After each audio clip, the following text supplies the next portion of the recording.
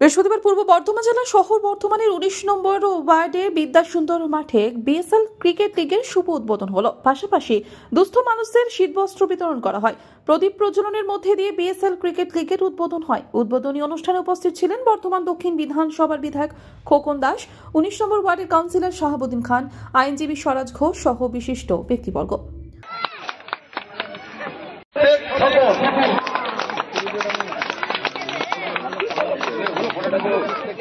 মাননীয় বিধায়ক খোকন দাস মহাশয়কে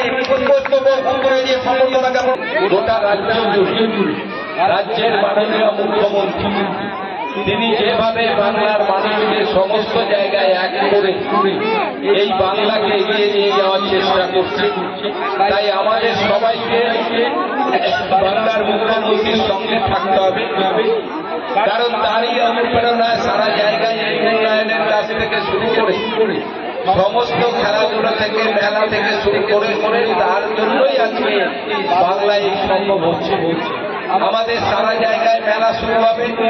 আমাদের প্রথম মেলা যে বাঁকার উৎসব আমাদের প্রদীপ রহমান সাহেব করে, কালকেই সেই কালকে পরশু দিন সেই মেলার উদ্বোধন। আমরা আশা করব আপনারা এখান থেকে এইটুক মেলার মাঠে আপনারা যাবেন, খুব ভালো মেলার ওপেনিং হবে, মেলা খুব ভালো হবে। আপনাদের সবাই